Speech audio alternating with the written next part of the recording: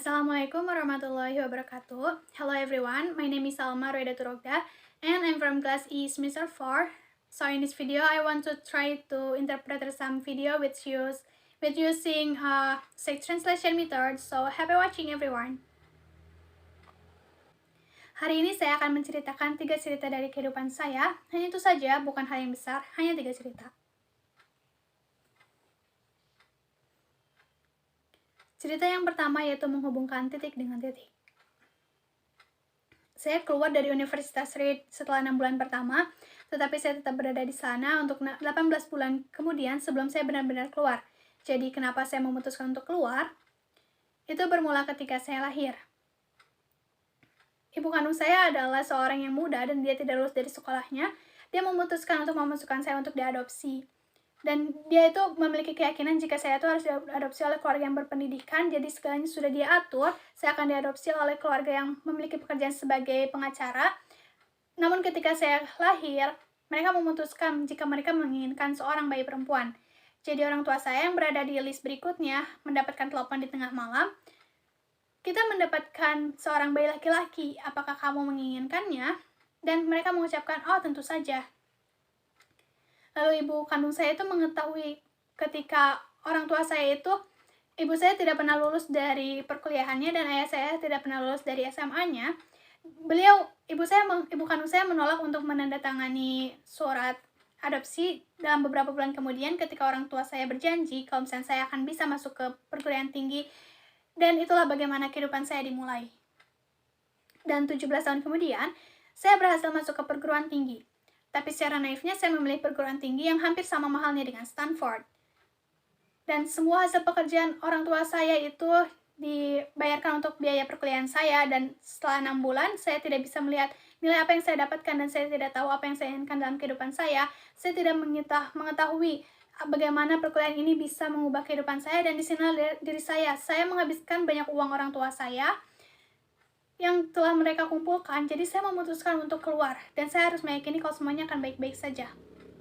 Itu adalah waktu yang sangat-sangat menakutkan, tetapi melihat kembali ke sana, itu adalah pilihan terbaik yang pernah saya lakukan.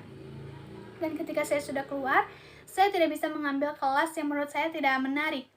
Kemudian saya mencari kelas-kelas yang menurut saya itu menarik, dan semua itu tidak berjalan dengan baik. Saya tidak memiliki ruangan untuk tidur, saya tidur di ruangan teman saya, dan saya juga menjual kembali botol dengan harga 0,05 untuk membeli makanan, dan saya juga harus berjalan 7 meals setiap malam minggu untuk mendapatkan makanan di kuil Hare Krishna, dan saya menyukai itu. Saya mengikuti apa yang rasa penasaran saya dan intuisi saya, itu harganya tidak ternilai.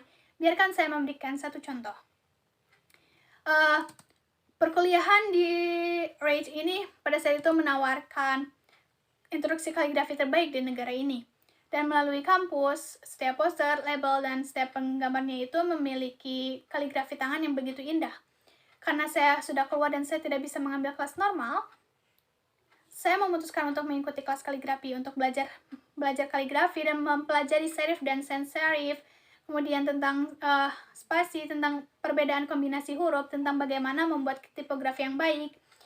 Dan itu sangat indah, sangat historical, dan yang artistically yang sains itu tidak bisa gambarkan, dan saya menemukan jika itu benar-benar luar biasa.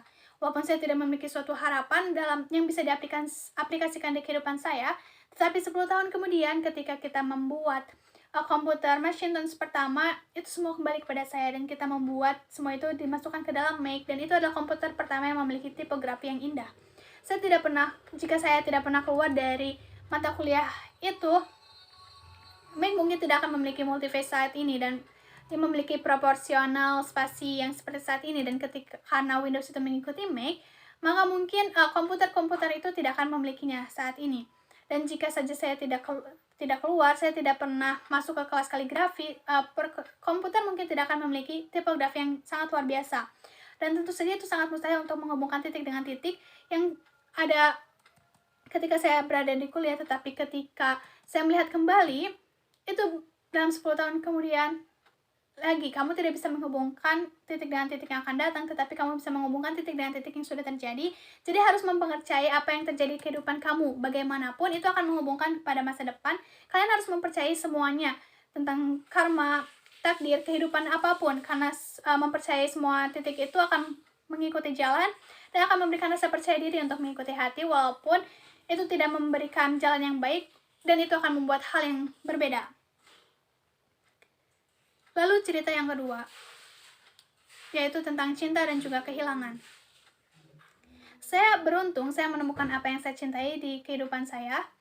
Dan saya memulai Apple ketika kita berusia 20 tahun di garasi orang tua saya, dan dalam 10 tahun Apple menjadi perusahaan yang tumbuh dengan memiliki 2 miliar perusahaan dan juga lebih dari 4.000 karyawan, dan kita hanya merilis Macintosh dalam 1 tahun, dan saat itu saya berusia 30 tahun dan saya dipecat.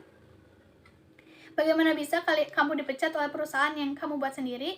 Karena Apple itu terus berkembang, kita mencari seseorang yang saya rasa memiliki talenta untuk mengerjakan perusahaan ini.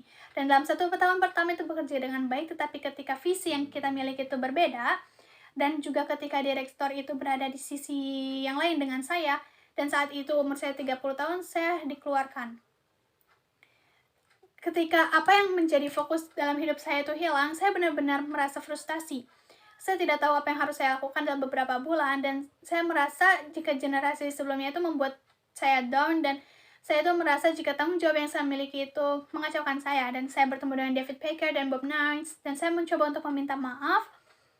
Lalu itu tetap menjadi kegagalan, dan bahkan saya itu mencoba untuk melarikan diri, tetapi sesuatu itu berjalan dengan perlahan kepada diri saya tetap mencintai apa yang saya lakukan. Dan ketika Apple itu tidak mengubah sedikit pun, dan saya sudah ditolak, tetapi saya tetap mencintai apa yang saya lakukan, jadi saya memutuskan untuk memulai kembali. Saya tidak melihat itu semua ketika saya dipecat dari Apple, tetapi itu adalah hal terbaik yang pernah terjadi dalam hidup saya.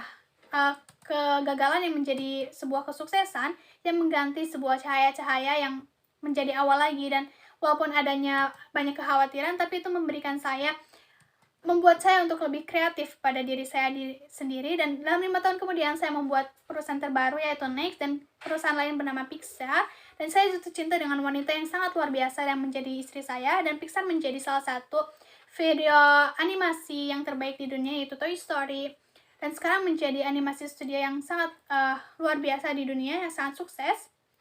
Lalu kembali pada saat itu Apple membeli Next, dan saya itu kembali bekerja di Apple, dan teknologi yang sudah kita kembangkan di Next itu menjadi hati yang bekerja sama dengan Apple.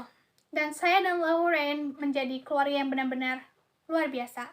Dan saya juga yakin jika itu semua tidak pernah terjadi, jika saya tidak keluar dari Apple, itu mungkin akan menjadi obat yang pahit yang mungkin pasien itu butuhkan. Dan terkadang kehidupan itu pasti tidak akan berjalan dengan mulus. Tapi jangan kehilangan harapan. Dan saya tuh yakin kalau misalnya hal itu menjadi satu-satunya hal yang membuat saya terus melakukan apa yang saya cintai. Dan itulah bagaimana pekerjaan itu bekerja untuk apa yang kamu cintai. Pekerjaan itu akan mengisi sebagian dari kehidupan kamu, dan satu-satunya jalan untuk puas dengan semuanya itu percaya dengan pekerjaan yang baik, dan satu-satunya untuk mendapatkan pekerjaan baik adalah mencintai apa yang kamu cintai. Jika kamu belum menemukannya, tetaplah cari, dan jangan pernah merasa puas, dan semua itu berasal dari hati. Kamu akan mengetahuinya ketika kamu menemukannya, dan seperti sebuah hubungan, semua akan berubah menjadi baik dan baik dalam setiap tahun, dan tetaplah mencari dan jangan pernah puas.